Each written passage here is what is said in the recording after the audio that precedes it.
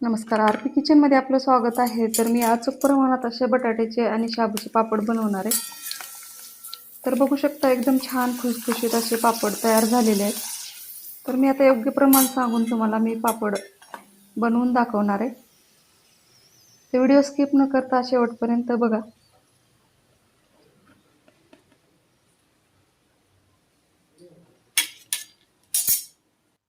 आता इथं 2.5 किलो बटाटे घेतलेले आहेत. बटाटे स्वच्छ धुवून घेतलेले आहेत.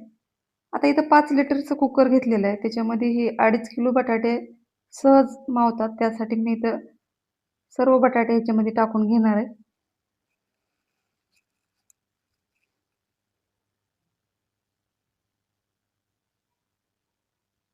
आता ह्या बटाट्यामध्ये 2 ग्लास पाणी टाकायचे फक्त.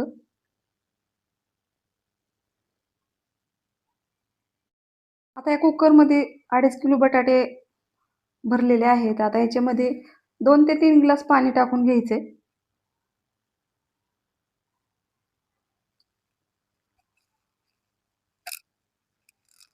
आता झाकण लावून मध्यम गॅसवर 3 शिट्ट्या करून घ्यायच्यात.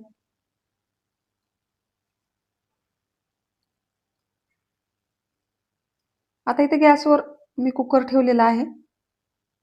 सुरुवातीला मोठा गॅस ठेवलेला आहे, नंतर मध्यम करायचा आहे.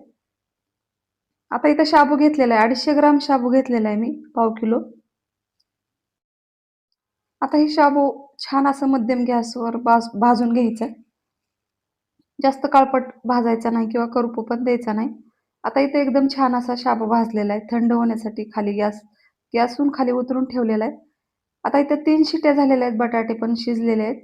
आता गॅस बंद केलाय कुकर खालचा. आता ही शाबू एकदम बारीक असा वाटून घ्यायचे. आता बारकं मिक्सरचं भांडं घेतलेलं आहे मी. त्याच्यामध्ये हा शाबू बारीक करून घ्यायचा आहे.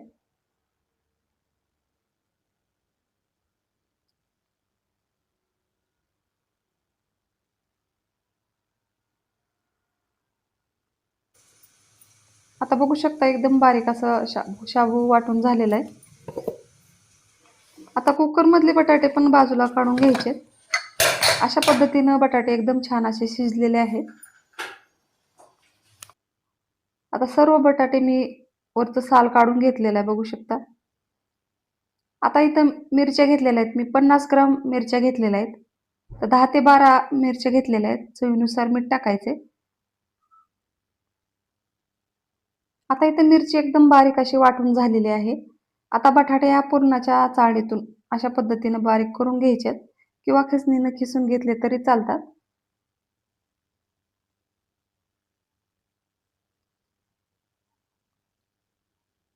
तर एवढ्या 2.5 किलो बटाट्याला 250 ग्राम शाबू आणि 50 ग्राम मिरची टाकायची. योग्य प्रमाण आणि चवदार पण लागतात. आणि याच बटाट्यामध्ये 25 ग्राम मीठ टाकायचे. तर एकदम बरोबर असं प्रमाण आहे. आता ह्या एकदम बारीक केलेल्या बटाट्यामध्ये हिरवी मिरची टाकलेली आहे आणि शाबूचं पावडर थोडं थोडं टाकून अशा पद्धतीने एकदम एकजीव करून घ्यायचे.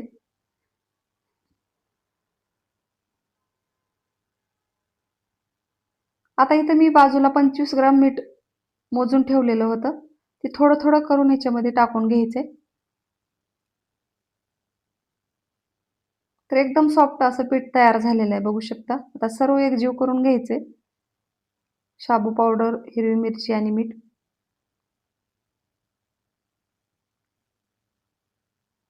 आता इथे शाबू पावडर मी सर्वच टाकणार आहे, पण थोडं थोडं करत सुरुवातीला. नंतर सगळंच लागणार आहे.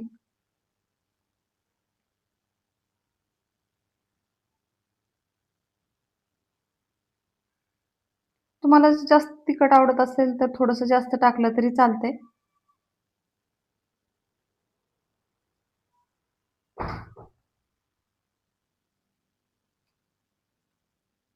आता हे छान असं एकजीव झालेलं आहे, बघू शकता.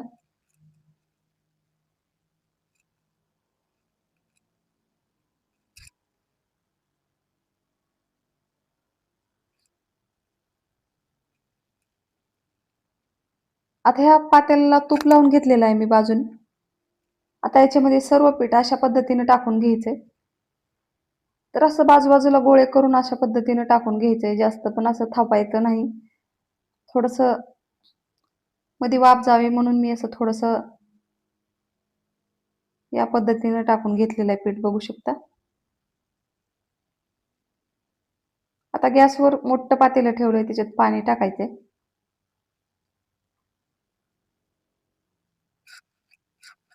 आता इथं 2 ग्लास पाणी टाकायचंय.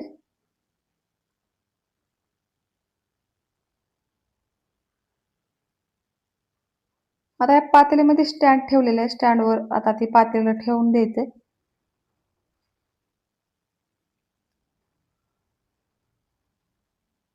आता याला 20 मिनिटं असंच झाकून ठेवायचंय. पूर्ण हे पीठ एकदम छान असं शिजल्यासारखं बनतं त्यासाठी. आता बघू शकता एकदम छान असं पीठ तयार झालेलं आहे. मधला शाबू पण एकदम छान असा शिजलेला आहे. या पद्धतीने बघू शकता. आता एका मोठ्या टोपल्यामध्ये घेतलेला आहे मी.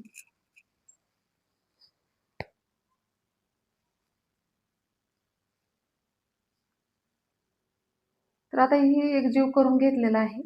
असं याला एक कॅरी बॅगनं असं झाकून ठेवायचं किंवा प्लेट झाकायची.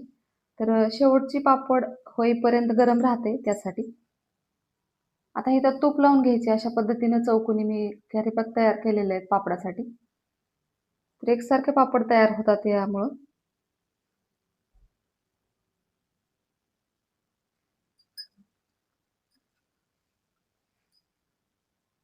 आता इथं पुरी मशीन घेतलेली आहे मी. त्याच्यात खाली आणि वरच्या बाजूला कॅरी बॅग लावलेली आहे आणि अशा पद्धतीनं पापड तयार करून घ्यायचं आहे बघू शकता.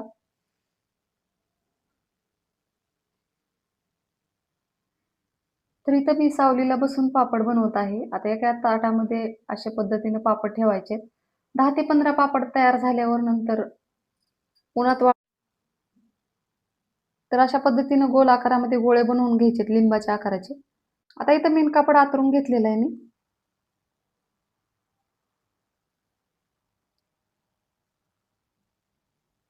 आता ह्याच्यावर सर्व पापड टाकून घ्यायचेत. आता इथं सर्व पापड मी इथं अशा पद्धतीनं टाकून घेत आहे बघू शकता. तर एकदम छान उन्हात असं पापड वाळतात. या पद्धतीनं उन्हात पापड घातल्यावर. सावलीला घातले तर 2 दिवस लागतात वाळायला. यासाठी इथं तयार झालेले आहेत पापड बघू शकता. तर लगेचच पापड अशा पद्धतीनं पलटी करून घ्यायचेत. तर 4 ते 5 वाजता एकदम छान असे कुरकुरीत वाळतात. आता तुम्हाला 4 वाजता पापड दाखवणार आहे. एकदम छान असे वाळलेले आहेत पापड. आता गोळा करून घ्यायचेत.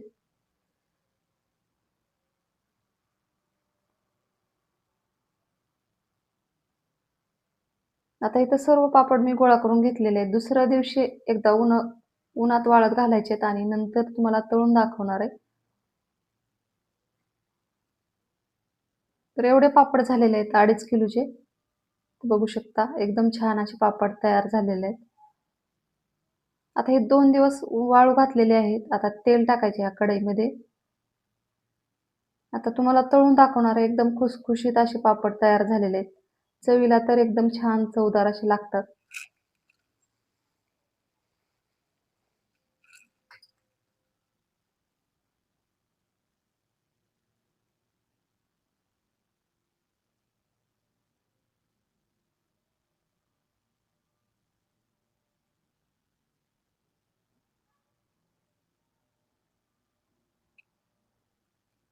बघू शकता तळल्यावर तर एकदम छान खुसखुशीत असे पापड तयार झालेले आहेत. धन्यवाद.